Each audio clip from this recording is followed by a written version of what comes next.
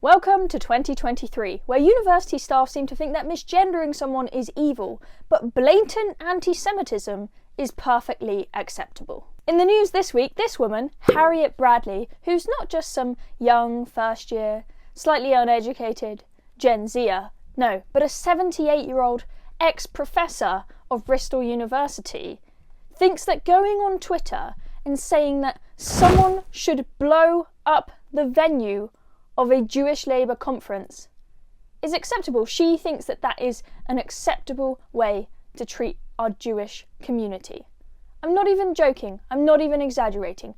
Those were her words. Someone should blow up the venue.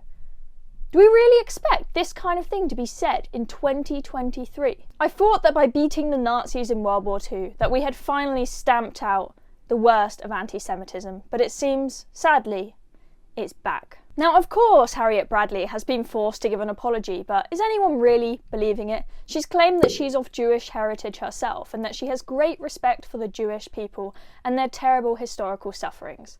Really? Great respect for them, Harriet? I'm not sure your previous comment that you wanted to blow up the venue of a Jewish Labour conference showed that you have great respect for them. No one's believing your response, Harriet. Nobody at all. It is because of people like Harriet that Jews in this country are scared to leave their homes. It is because of endless anti-Semitic incidents like red paint being thrown at Jewish schools, Jewish restaurants and Jewish homes that people are scared to leave their homes. This should not be tolerated in today's day and age. As I said, I thought we stamped out this kind of stuff when we defeated the Nazis in World War II. This should not be happening again. And this rife anti-Semitism is at its worst on our university campuses. Yes, that's right.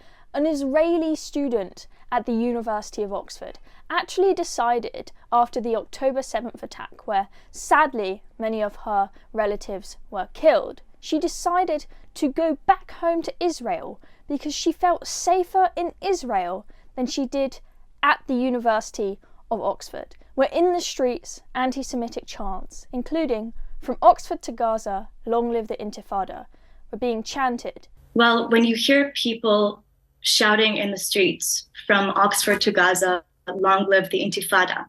Now, what does Intifada mean? Intifada was brutal violence. People were being blown up in cafes and on buses here. What does "from the river to the sea, Palestine will be free" mean? Free from what? Free from Jews. And it's not just at UK universities. This is a huge problem at US universities as well. So bad that even Congress have now had to question the presidents of Harvard, UPenn and MIT this week. The Republican Congresswoman grilled the presidents of these universities as to why they think that anti-Semitism is acceptable on their campuses. They all gave quite similar answers. This is what the president of UPenn had to say when asked if she thinks that wishing for the genocide of Jews constitutes bullying and harassment. I am asking, specifically calling for the genocide of Jews, does that constitute bullying or harassment? If it is directed and severe or pervasive, it is harassment. So the answer is yes. It is a context-dependent decision, Congresswoman. It's a context-dependent decision. That's your testimony today. Calling for the genocide of Jews is depending upon the context. That is not bullying or harassment. This is the easiest question to answer yes, Ms. McGill. That's right. She says it just depends on context. So wishing for the genocide of Jews is okay in some contexts, according to this woman. The president of Harvard gave similar answers, defending anti-Semitism on the grounds of free speech, pointing out that they have a rigorous free speech policy and that includes allowing offensive views. Based upon your testimony, you understand that this call for intifada is to commit genocide against the Jewish people in Israel and globally, correct? I will say again, that type of hateful speech is personally abhorrent to me. Do you believe that type of hateful speech is contrary to Harvard's code of conduct, or is it allowed at Harvard? It is at odds with the values of Harvard. Can you not say here that it is against the code of conduct at Harvard? We embrace a commitment to free expression, even of views that are objectionable, offensive, hateful.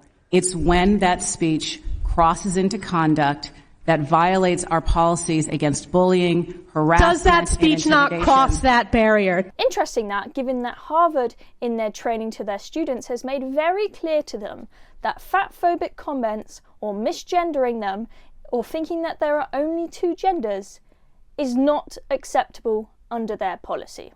But anti-Semitism?